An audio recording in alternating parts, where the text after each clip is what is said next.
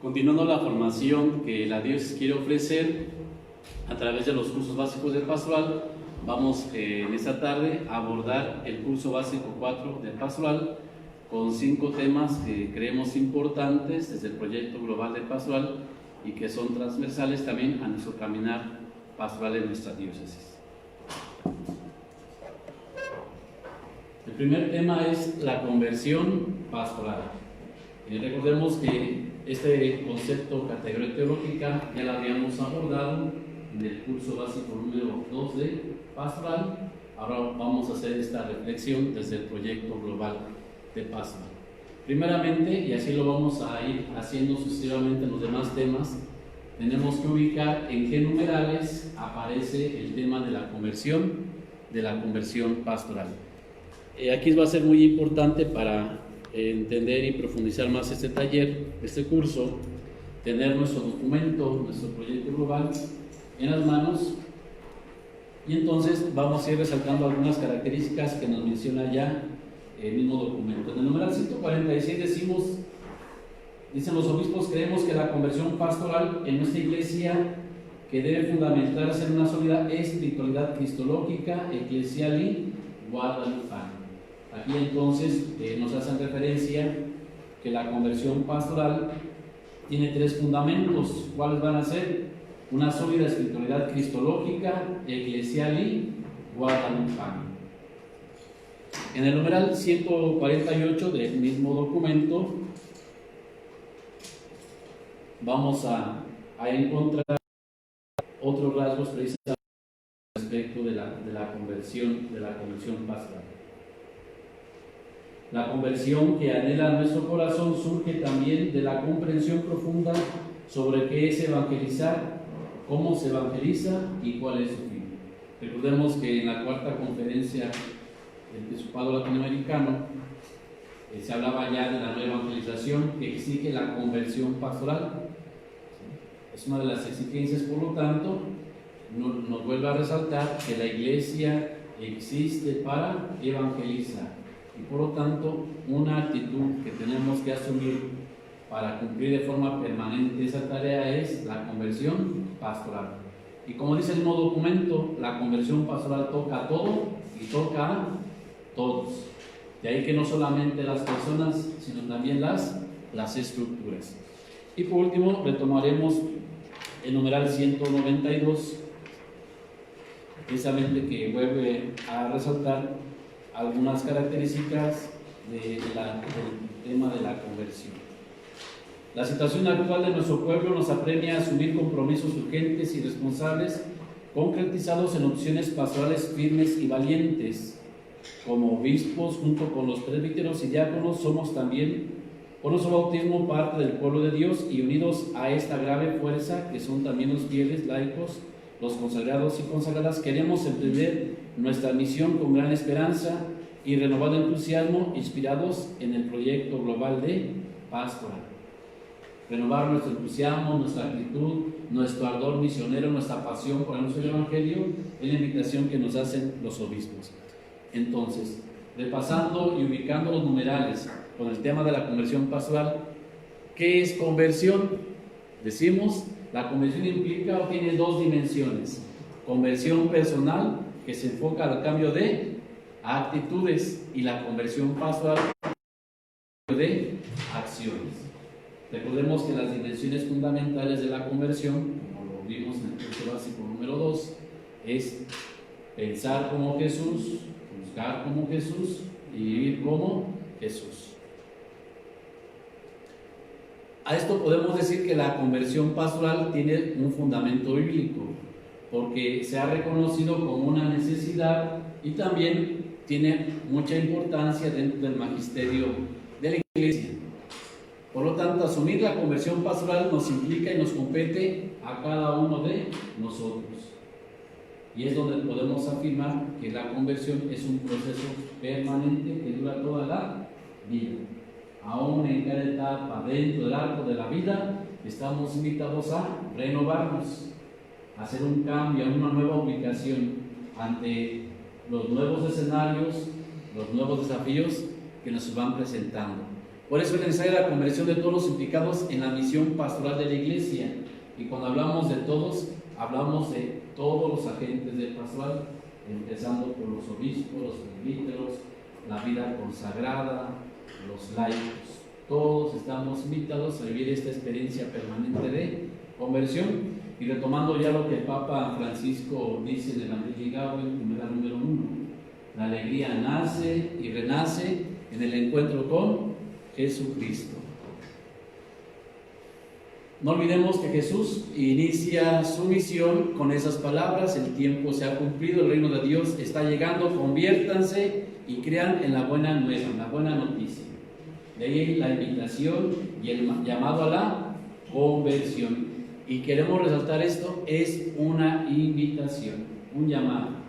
Se espera una respuesta libre y consciente de aquellos que quieran optar, de aquellos que quieran seguir a Jesús. También el apóstol Pedro así responde a quienes le preguntan qué hacer para salvarnos: conviértanse y que cada uno se bautice en el nombre de Jesús el Mesías.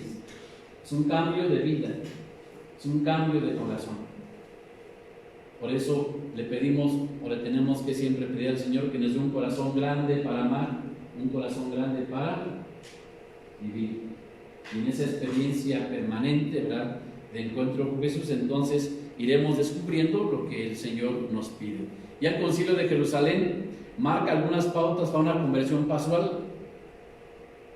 Una de ellas es abandonar las prácticas que fueron válidas en otro tiempo, ¿sí?, que de alguna manera también esclavizaban e impedían ese cambio interior y ese cambio profundo. Es decir, no solamente limitarse en el cumplimiento de la ley, sino, como ya también la misma palabra nos invita, ¿verdad?, misericordia quiero y no sacrificios. Lumen Gentium, numeral número 8, afirma que la iglesia siempre debe estar en un proceso de conversión y de reforma, y así también vamos a ver cómo cada uno de los pontífices va resaltando la importancia en su tiempo y estilo. Nos hablan acerca del tema de la conversión, y claro que lo vamos encontrando a través del magisterio, de la doctrina, de las enseñanzas que nos van presentando. En la cuarta conferencia general del episcopado latinoamericano se habla ya de este tema, concretamente en Santo Domingo, del numeral 30. La nueva evangelización exige la conversión pastoral de la iglesia, que lo toca a todos y a todos. De ahí que nosotros en esta diócesis estamos implementando un principio pastoral: que todos conozcamos todo, para que todos impulsemos todo. Y entonces así podemos llegar a todos. No es otra cosa más que tomar conciencia de nuestro ser bautizados, de nuestro ADN, que es ser discípulos misioneros. Aparecida también nos habla acerca del tema de la conversión pastoral. Todos estamos llamados a asumir una actitud permanente de conversión pastoral. Y por lo tanto, la conversión, nos va a decir, requiere que las comunidades eclesiales sean comunidades de discípulos misioneros en torno a Jesucristo. Nunca solos, siempre juntos. Si queremos garantizar ese crecimiento y madurez en nuestra vida, lo tenemos que hacer en una experiencia comunitaria. Y es lo que hablábamos también en el curso básico número 3 con respecto de la acción pastoral comunitaria. Es el tercer momento del proceso evangelizador. Después de suscitar y despertar la fe por la acción misionera, después de renovar los sacramentos de misión cristiana, hace falta que el discípulo madure y crezca en su fe, y entonces se exprese en su vida cristiana, es decir, en su experiencia comunitaria, sumándose a los diferentes servicios que la iglesia necesita. Por eso decimos que la conversión pastoral exige que se pase de una pastoral de mera conservación a una pastoral decididamente misionera. A vino nuevo, odres nuevos, como también nos menciona el curso de renovación de la parroquia, que los obispos a nivel provincia también nos compartieron. Para el Papa Francisco, ¿qué es o cómo entiende la conversión pastoral? Hay una urgencia por no dejar las cosas como están. Segundo, no hay que poner el pretexto de que siempre se ha hecho así, por lo tanto vamos a seguirlo así. No hay continuidad, nos vamos a veces por el suceso y no por el proceso. Y aquí hay que aclarar, ¿verdad? Es darle seguimiento a lo que Dios ya ha iniciado en cada bautizado. Hay que cambiar lo que tengamos que cambiar para ser la iglesia que Jesús quiere. Una iglesia, diríamos, en ese contexto de Evangelii Gaudium, una iglesia de puertas abiertas y en salida misionera. ¿Cuáles serían entonces las propuestas para una conversión pastoral? Si hablamos entonces dentro de las estructuras, dentro de los ámbitos eclesiales, hablamos de la iglesia, hablamos de la diócesis, hablamos del decanato, hablamos de la parroquia, hablamos de una pequeña comunidad, diríamos que entonces una iglesia convertida a Jesucristo, una diócesis convertida a Jesucristo, una parroquia convertida a Jesucristo, una persona convertida a Jesucristo, que siempre va a ser el modelo y norma de toda acción pastoral. Una iglesia servidora del pueblo, una diócesis servidora del pueblo, una parroquia servidora del pueblo, una iglesia en comunión de unidad y pluralidad, una iglesia misionera en salida hacia las periferias, una diócesis pobre con y para los pobres, una parroquia misericordiosa. Vean cómo podemos aplicar precisamente estas propuestas de conversión pastoral tanto a la iglesia como a la diócesis como a la parroquia. Una iglesia con espíritu sinodal, una iglesia corresponsable de la casa común, una iglesia con protagonismo laical, una iglesia con rostro más femenino, una iglesia con rostro más joven, una diócesis con rostro más joven, una parroquia con rostro más joven, una iglesia con procesos pastorales y una iglesia libre para amar y servir. Estas serían las propuestas, las características de cómo estamos asumiendo una conversión pastoral, ¿sí?, dentro de la iglesia. Un segundo tema dentro del curso básico número 4, que también es transversal y que va a ser significativo dentro del proyecto global, es la sinodalidad de la iglesia. Y como ya lo habíamos hecho, ¿verdad?, lo importante primero es ubicar en qué numerales del documento se habla de la sinodalidad. Entonces tomamos nuestro documento, como le hicimos hace un momento, numeral 18.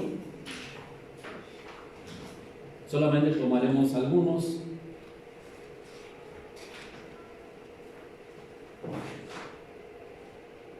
Se trata de un proyecto que involucra plenamente en todas las fases de la elaboración y ejecución a los fieles laicos, a los consagrados, a los diáconos, a los presbíteros. No se pretende en modo alguno atropellar, suplantar o nulificar lo que cada diócesis hace. Por el contrario, queremos proporcionar criterios que faciliten la eficacia de tales tareas mediante un ejercicio pastoral más sinodal. Y en este numeral 18 nos va a resaltar las 4 características de una pastoral más sinodal. Tiene que ser más sinérgico, transversal, subsidiario y gradual. Pasamos al numeral 86.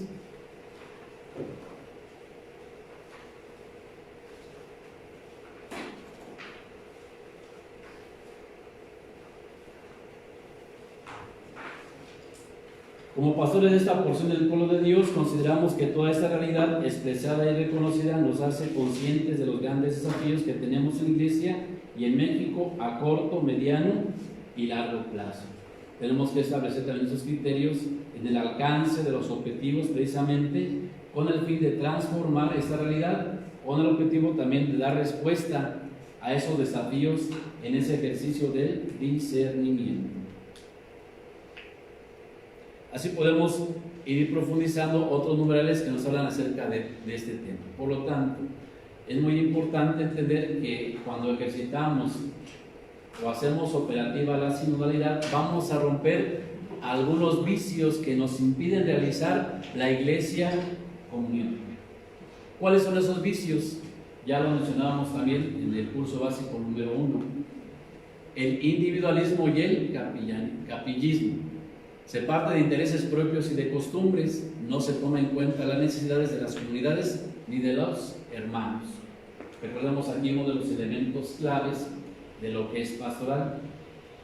siempre tomar en cuenta las necesidades e interrogantes de las personas y de las comunidades, para que nuestro ejercicio pastoral precisamente involucre y haga partícipe a los demás. Tenemos que tomar en cuenta esos criterios. Y entonces rompemos con este vicio. También el clericalismo se reconoce en el clero protagonismo y afanes de poder. Hay cierta resistencia para avanzar en los procesos pastorales, porque solamente son unos cuantos, en este caso a veces los pastores o inclusive los laicos, los que pretenden hacer todo el trabajo pastoral.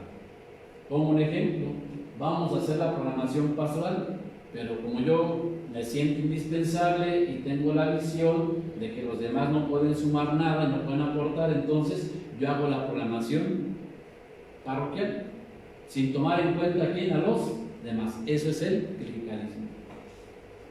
Cuando hacemos práctica el ejercicio de sinodalidad, entonces rompemos con este vicio. También el secularismo, otro vicio que también vamos a romper al hacer este ejercicio sinodal, son las acciones eclesiales que son reducidas a actividades puramente humanas. Hacemos acción, pero no una acción pastoral, donde no involucramos a los demás, ni mucho menos tenemos como referente la norma y praxis de Jesús como modelo, ni mucho menos tenemos como horizonte el reino de Dios, y mucho menos tomamos en cuenta en ese caso las necesidades de los demás.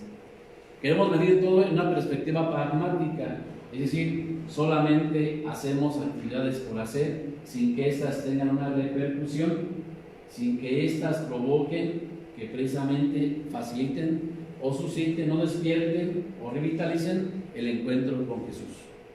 Otro vicio también, y el cual también podemos romper precisamente con el ejercicio sinodal, es el activismo desarticulado.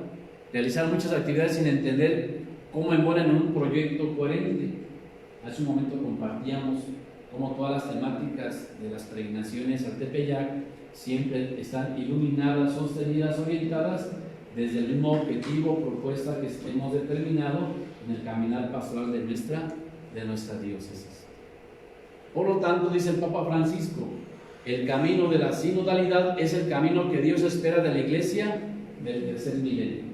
Nunca solos, siempre juntos. Y como decimos en nuestra diócesis, siempre adelante y nunca retroceder.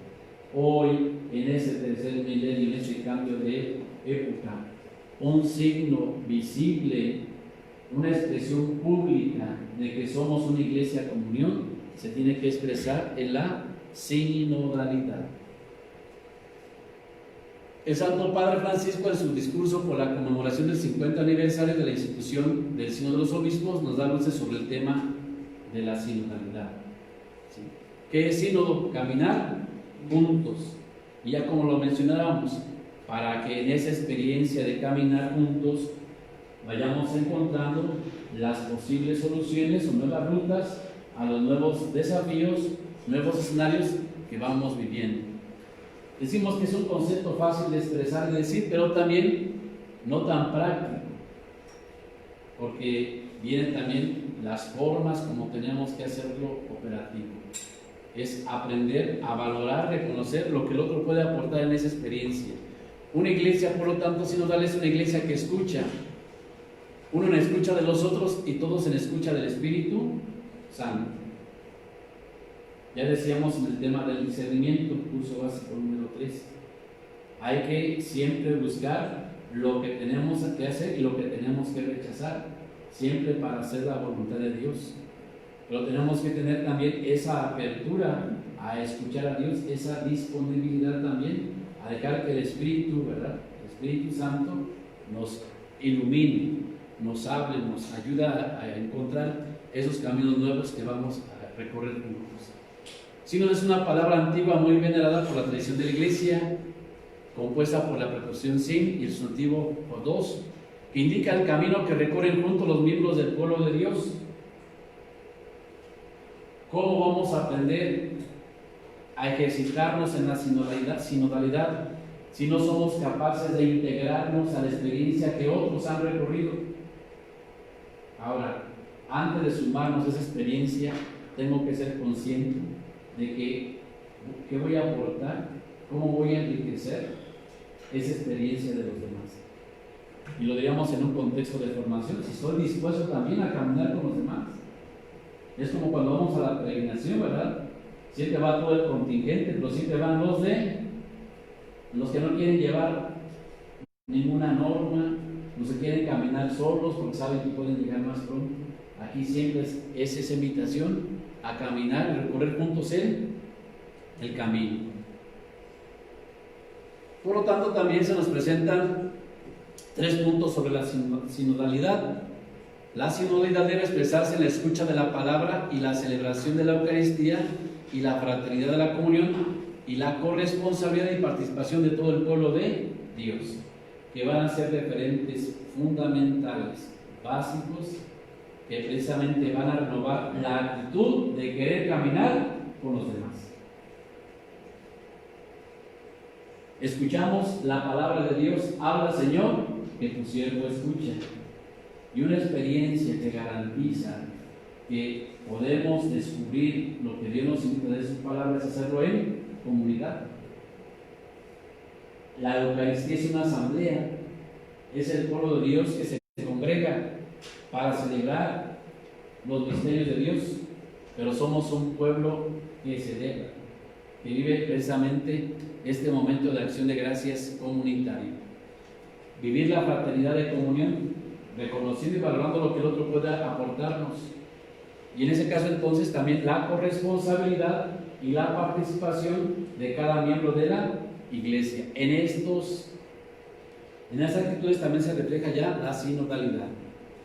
También la sinodalidad designa además aquellas estructuras y aquellos procesos eclesiales en los que la naturaleza sinodal de la iglesia se expresa en nivel institucional, y aquí lo encontramos a nivel local, a nivel regional y a nivel universal. Iglesia particular, la diócesis. Un decanato siempre va a estar vinculado a una diócesis, y las parroquias vinculadas a los decanatos, y las comunidades vinculadas a las parroquias, y una iglesia local a una región o a una provincia. Querétaro está dentro de la provincia Bajío, y a su vez esta región dentro de este nivel institucional que es la iglesia universal. Entonces, dentro de las estructuras y también aquellos procesos eclesiales, no podemos trabajar desvinculados, desarticulados con aquellas orientaciones directrices que también nos da nuestra Conferencia Episcopal Mexicana hoy de forma concreta a través del proyecto global de pastoral. Y por último, también la sinodalidad designa la realización puntual de aquellos acontecimientos sinodales donde somos convocados ¿para qué? Para discernir su camino y cuestiones particulares, y por lo tanto para asumir decisiones y orientaciones con un fin, ¿cuál es? De llevar a cabo su misión, evangelizar. No vamos a discutir, no vamos a buscar un tema raro, sino siempre el tema es cómo cumplir la misión que se nos ha encomendado. La iglesia existe para evangelizar. Cómo provocar, suscitar que otros también se encuentren con Jesús. Por eso ya lo mencionábamos hace un momento, en el numeral 18 del proyecto global se nos mencionan las características de este ejercicio sinodal. Tiene que ser sinérgico, tiene que ser transversal, tiene que ser subsidiario y tiene que ser gradual. Cada una de esas características de este ejercicio sinodal nos va a facilitar precisamente el comprender, el valorar la necesidad, la importancia de caminar juntos.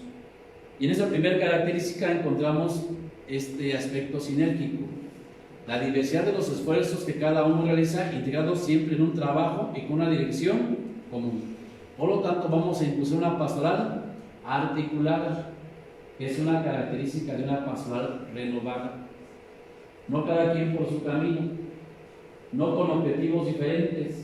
Nosotros caminamos, vivimos una experiencia pastoral a través del objetivo general de nuestro plan diocesano, y que es una invitación, ¿verdad?, a seguir esta ruta que garantiza que precisamente estamos garantizando nuestro proceso diocesano de evangelización.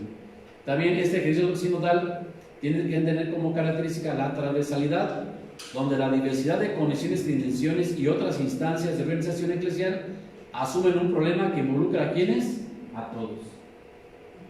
Si en este primer periodo del plan la prioridad son los jóvenes, solamente le compete a la pastoral de adolescentes y jóvenes, no, nos involucra a todos. La pastoral profética tiene que ver cómo va a formar, cómo va a educar, cómo va a acompañar para que crezca y madure la fe de esos adolescentes, de esos jóvenes.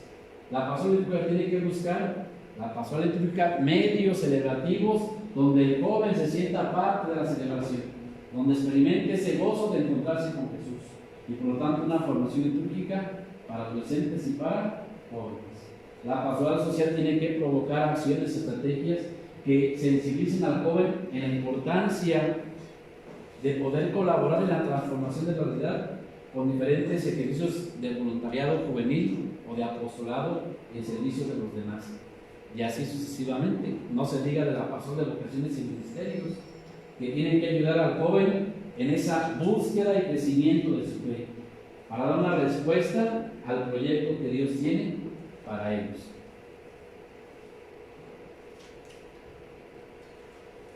Otra característica del tema de ese ejercicio sinodal es el aspecto subsidiario, las instancias del cuerpo eclesial haciéndose cargo de todo, asumiendo con responsabilidad, donde todos somos corresponsables de las tareas.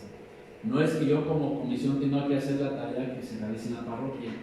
Ofrecemos medios, subsidios que faciliten el trabajo pastoral, pero a otros les toca de forma corresponsable responder de forma estructural a problemáticas muy particulares. Y por último, la gradualidad. Se respetan los procesos manteniendo siempre la ruta en la dirección buscada. Ya lo decía ese ratito en el tema del proyecto global de pastoral, ¿sí? Es un proyecto, no es un plan ni un programa que da luces, orienta, ilumina, no viene a nulificar o a romper el caminar de una diócesis, sino lo viene a fortalecer, siempre respetando el proceso que lleva cada diócesis, cada parroquia, cada comunidad. A eso se refiere también ese aspecto de la gradualidad.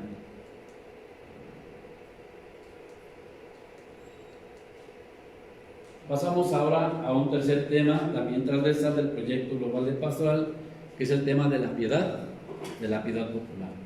Y como lo venimos haciendo, vamos a nuestro documento, numeral 80, para ubicar. Constatamos que existe un gran déficit en la formación cristiana del pueblo de Dios. Hay un analfabetismo religioso preocupante en un gran número de creyentes, permaneciendo en ellos una gran confusión y vacío en el conocimiento de las verdades fundamentales de su fe. Pues tenemos que responder a este analfabetismo religioso que de alguna manera salvaguarda la fe, lo cuida, lo custodia, la piedad popular, pero que necesitamos dar una formación sólida en el conocimiento de las verdades básicas de nuestra fe. También el numeral 82, damos gracias a Dios porque nuestra tierra mexicana da vida a una de las más ricas expresiones de piedad popular enraizada en la morenita. Una gran expresión de piedad popular en nuestro país, que inclusive también a nivel latinoamericano reconocido, es la devoción, el amor a Santa María de Guadalupe. En el rostro mestizo de la Virgen del Tepeyac se resume el gran principio de la inculturación, la íntima transformación de los auténticos valores culturales mediante la integración en el cristianismo y el enraizamiento del cristianismo en varias culturas. Bueno, ¿qué vamos a decir entonces? La piedad popular es un verdadero tesoro del pueblo de Dios, que no tenemos que quitarlo, tenemos que valorarlo, reconocerlo, pero sí impulsar, ¿verdad?, esas bondades que en sí envuelven. Decimos que la religión popular es una experiencia universal que no tiene relación necesariamente con la revelación cristiana. pero que sí de alguna manera manifiesta esa ligación, esa relación del hombre con Dios, con la trascendencia. Es muy importante también el lenguaje de la piedad popular, que debe ser siempre muy cuidadoso. Y ustedes aquí lo ven en las diferentes expresiones, como son los santuarios de Sales. Aquí en Amial, los santuarios de Sales. La piedad popular se caracteriza por una gran variedad y riqueza de expresiones corporales, gesticulares y también simbólicas, y que es muy importante saberlas leer, saberlas interpretar. Por lo tanto, decimos que las expresiones de piedad popular son modos directos y simples de manifestar, primero externamente, el sentimiento del corazón. Si la gente ve y toca la imagen de su forma, ¿verdad? A veces no tiene que tocar la imagen, simplemente levanta la mano y está en esa relación, esa comunicación. También expresan externamente el deseo de vivir cristianamente, pero cuando no se cuenta con este componente interior, existe el riesgo de que los gestos simbólicos se generen en costumbres vacías. Simplemente hacerlo porque los demás lo hacen. Muy devotos de la Santísima Virgen, pero van a ver a la mal dicha, mala Santa Muerte, ¿verdad? Entonces, ¿qué es lo que estamos viviendo? Y por lo tanto, corremos el riesgo de llegar a la superstición. Hay expresiones de la religión popular a veces contaminadas por elementos no coherentes con la doctrina católica. Estos deben de ser purificados con prudencia y con paciencia. De ahí ese acercamiento, esas expresiones externas de religión popular, que es la forma muy natural de vivir la fe del pueblo de Dios, pero también es una gran riqueza en este caso para la evangelización. Y aquí mencionamos algunas desviaciones que se han vivido en algunas devociones, ¿verdad? También retomamos lo que dice el Catecismo de la Iglesia Católica con respecto precisamente a esta situación de la superstición, que decimos siempre tiene que tener como fundamento disposiciones interiores. Entonces podemos decir que la superstición es una creencia extraña y ajena a la fe religiosa y contraria a la razón. Como ya lo mencionábamos, el culto a la mal llamada Santa Muerte, que pues aquí estamos muy cercanos a esas expresiones, ¿verdad? Por lo tanto, todos estamos llamados a la santidad. En cada momento de la vida nos ayuda la mano de Dios, incluso la presencia, la intercesión de los santos. La existencia de ellos nos dice que la vida cristiana no es un ideal inalcanzable, sí se puede. Lo importante, sabemos, es tenerlos como modelos, como intercesores en nuestra vida. ¿Sí? El primer momento en el cual pedimos la intercesión de los santos en nuestra vida de fe es en el bautismo. Pedimos su ayuda y son un referente muy importante. También se realiza al celebrarse los sacramentos de servicio. No estamos solos, los santos existen y son nuestros hermanos, y no olvidemos que la reina de todos los santos es la Santísima Virgen María. ¿Sí? Los necesitamos y por eso a ellos los invocamos. Estas invocaciones, así como sus fiestas, se expresan de muchas formas. ¿Cómo las llamamos? Piedad popular, religión popular o catolicismo popular. Sin una profunda evangelización de la piedad popular o de esas expresiones, podemos caer en los extremos, ya decíamos, y queremos recalcar en supersticiones. Es importante señalar que la responsabilidad y la competencia primordial para regular esas manifestaciones, ¿a quién le toca? Al obispo del lugar. El obispo, junto con el presbiterio y los agentes de pastoral, deben de vigilar que las expresiones de piedad popular no se sustituyan ni se mezclen con las celebraciones litúrgicas. Y de eso, pues, nuestro pueblo vive muchas expresiones que, como decía, tenemos que evaluar, reconocer, pero también evangelizar. También aprobar los textos de aquellas oraciones y fórmulas relacionadas con actos públicos de piedad y prácticas de devoción.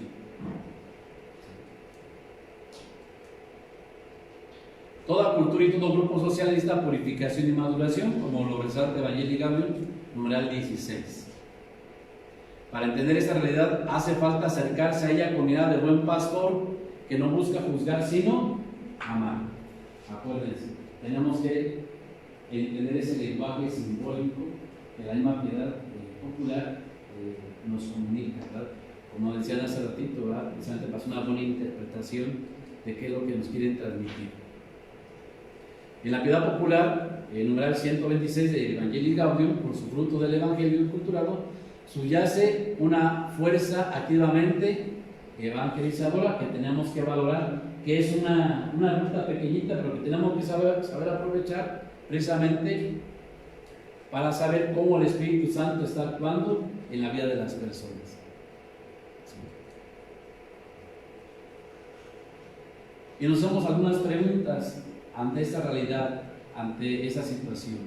¿Qué compromisos podríamos asumir para que los santos sean para nosotros modelos de fe que nos animan a imitarlos? Pues primero, conocer su vida y su obra, ¿verdad?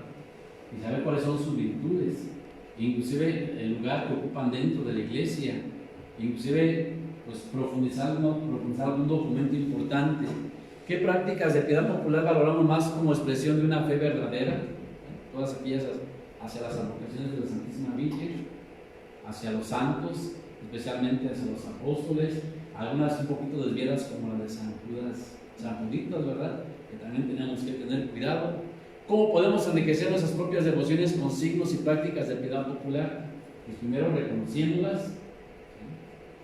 Valorando su importancia, pero también formándonos para enriquecerlas, ¿verdad? Precisamente con aquellas verdades de fe y que precisamente nos den a que sean expresiones o caminos o rutas de evangelización. ¿Cómo evangelizar para evitar supersticiones y prácticas paganas en las celebraciones de los sacramentos? Aquí es muy importante entonces la formación que tengamos de cada uno de las celebraciones. Un cuarto tema es el liderazgo femenino en la iglesia. Y nuevamente retomamos nuestro documento del proyecto global y vamos a comentar algunos numerales. 179.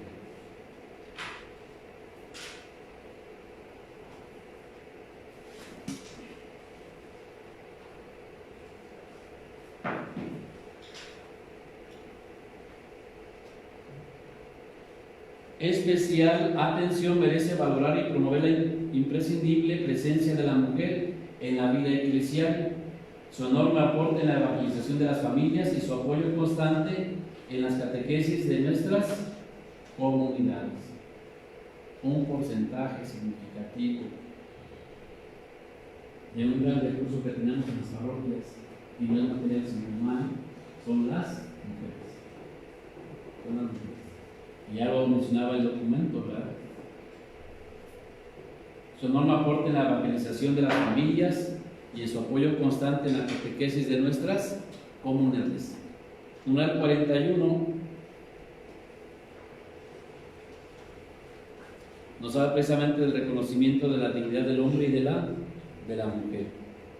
Para implementar una nueva imagen del hombre y la mujer en un contexto mundial,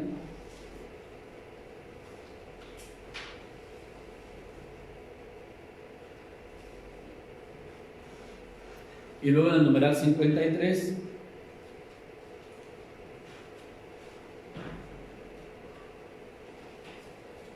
reconocemos el largo camino que nos falta por andar en materia de valoración plena del género femenino, es decir, de la vocación y de la misión de las mujeres en la sociedad y en la iglesia.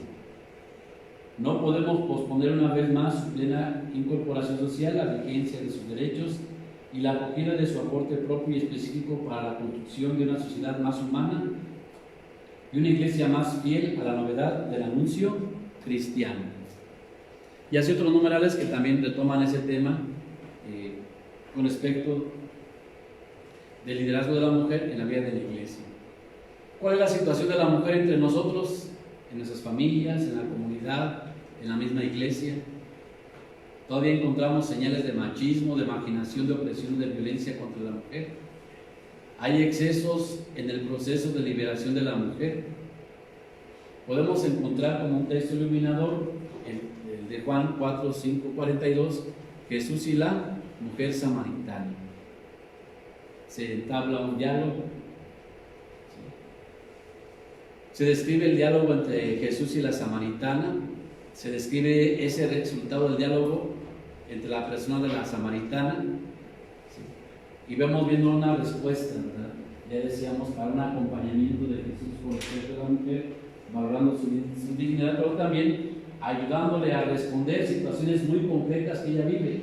Pero lo más importante, abrir o disponer su corazón para ese encuentro, para ese reconocimiento de Jesús como el Mesías, que ya es un signo de conversión. Y aquí podemos encontrar unas preguntas para reflexionar más el texto de San Juan.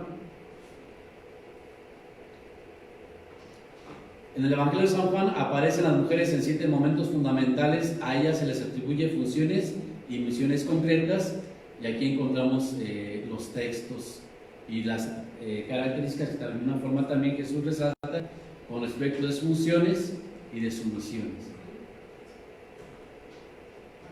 Jesús asume una actitud diferente, una mirada diferente para con las mujeres. Primero, las toma en cuenta al comunicar su mensaje, su propia situación, su realidad, las hace vivibles, les da vida. Es una actitud empática, se pone en lugar de ellas, las hace protagonistas en sus parábolas. ¿Sí? Aquella mujer que pierde, ¿verdad? Aquella joya, después la encuentra, se pone contenta y va y lo anuncia a los demás. Por lo tanto, la Iglesia reconoce el indispensable aporte de la mujer en la sociedad, una sensibilidad, una intuición y unas capacidades peculiares que suelen ser propias a las mujeres de los varones. Pero también tenemos que reconocer el complemento, la ayuda, ¿verdad?, que tiene dentro del trabajo de la Iglesia. Y hay que reconocer como muchas mujeres también comparten responsabilidades pastorales junto con los sacerdotes. Ya decíamos, ¿verdad?, esta experiencia de acompañamiento a personas, familias o de grupos brinda nuevos aportes a la reflexión teológica. El papel que tiene la mujer en la vida de la Iglesia. ¿Sí? Por lo tanto, es importante, dice el Papa Francisco, Evangelii Gaudium, número 103, ampliar los espacios para una presencia femenina más incisiva dentro de la Iglesia, que realmente participe en todo el proceso de toma de decisiones dentro de las estructuras pastorales. No en nuestro caso, pero que sí, ¿verdad? Si eres hombre, ¿de qué forma frenas o facilitas la vocación y misión que Dios le dio a las mujeres? ¿Qué me va a enseñar? Mucho. Y Dios también a través de ella me invita a una actitud renovada. ¿Sí? ¿Cómo nos comprometemos desde nuestro rol de hombres para que las mujeres ocupen el lugar que Dios quiere para ellas en la familia, en la sociedad y en la Iglesia? Pues primeramente tomando conciencia de ese papel fundamental que tienen en la sociedad, pero también en la Iglesia. ¿Qué le hace falta a nuestra Iglesia para fortalecer el protagonismo del género femenino? Crear esos espacios que también sientan parte, ¿verdad?, que tengan ese empoderamiento dentro de las estructuras pastorales. ¿De qué forma creemos que la vocación y misión de la mujer puede influir en la transformación de nuestra sociedad? Nunca solos, siempre juntos, siempre adelante y nunca retroceder. Por último, en este curso básico de pastoral número 4, el tema de la dignidad de la persona humana. Y como lo hemos venido haciendo, primeramente ubicamos los numerales en los cuales se habla acerca de este tema. Numeral 20. Nos encontramos ante una profunda crisis antropológica y cultural.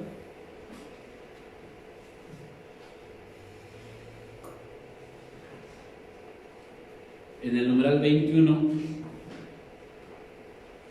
esta honda transformación antropológica exige sanar todas las relaciones básicas de la persona, siendo este el enfoque fundamental que nos guiará en el proyecto global de pastoral. Numeral 27, aquí solamente estoy resaltando algunas ideas significativas.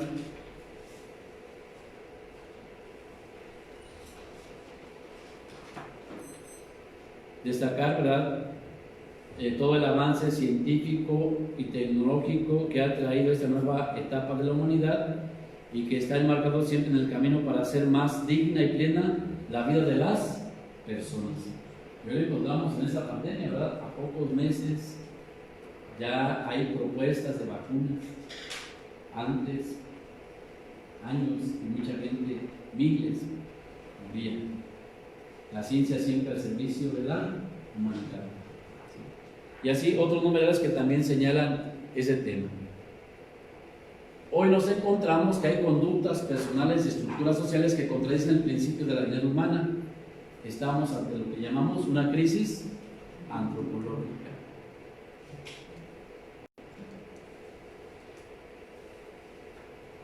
Génesis 1:26 ya nos presenta la constitución originalmente buena del ser humano. Nos muestra la armonía entre el hombre y Dios, entre el hombre y la mujer, el hombre y la naturaleza. Pero ¿qué fragmenta, qué fractura esa situación? El pecado. El pecado conlleva una fractura en las relaciones del ser humano.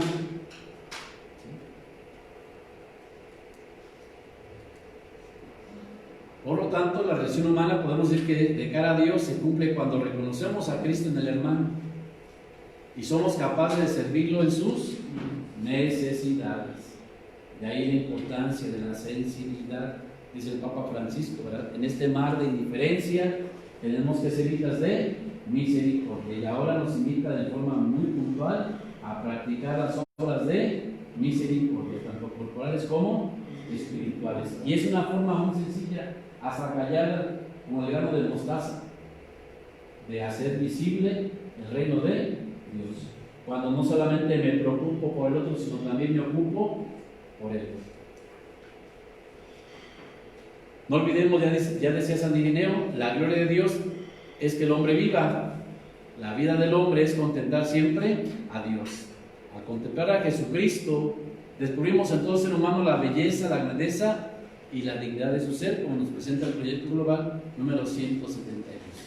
Por lo tanto, la Iglesia está llamada a proclamar que toda persona tiene un valor en sí misma. La aceptación, la valoración, la autoexploración, para poder tener ese conocimiento pleno de nuestro ser, de nuestro yo. Y en ese aspecto, entonces, sacar todo lo bueno, todo lo que Dios ha puesto y con el cual nos ha creado precisamente y que nos ha capacitado precisamente para la misión que nos ha encomendado.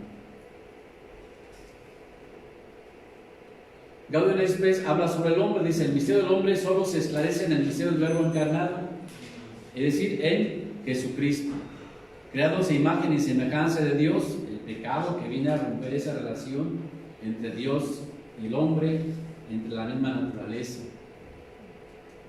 No olvidar la estructura del hombre, que es corporal y espiritual, y sin olvidar que la dignidad del hombre se refleja en su inteligencia, en su conciencia y en su libertad.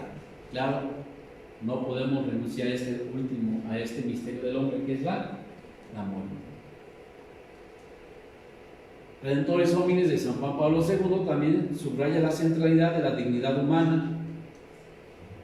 Cristo Redentor revela plenamente el hombre al mismo hombre. Tal es la dimensión humana del misterio de la redención. Un poquito retomando la expresión anterior. Por lo tanto, el centro de toda esa realidad se encuentra la fuerza del reino de Dios, que como cristianos nos lleva a construir bases de una sociedad donde se reconozca, donde se valore y donde se construya integralmente la dignidad de la persona. Antes de ser seminaristas en un proceso de discernimiento, son personas. Somos hijos de Dios y tenemos una dignidad. Y por lo tanto, estamos invitados en punto primero a respetarnos, a valorarnos y promovernos para un crecimiento integral. ¿Qué vamos a hacer entonces a nivel personal? Porque nos tiene que llevar a un cuestionamiento personal. Primero, apreciar la propia condición de ser humano como imagen y semejanza de Dios. Yo creo que soy persona, creada por Dios, amada por Él, creada a imagen y semejanza de Dios. Y por lo tanto tengo un que Dios me regala, simplemente por crearme. También a nivel personal tengo que vigilar en el trato con mis semejantes, se expresen en todo momento la certeza de que son valiosos y dignos. Llamarlos por su nombre, con respeto. No violentarnos, no alterarnos. Y aún a veces cuando fallamos o no valoramos, también pedir perdón. También profesar mi fe en Cristo y reconocer que Él es el modelo de mi propia humanidad. El modelo de hombre pleno, integral, siempre va a ser Jesucristo. La verdad del hombre se revela en la verdad de Jesucristo como hombre. En los espacios eclesiales, en la vida familiar, ¿qué voy a hacer para valorar, para impulsar y reconocer la dignidad del otro como persona?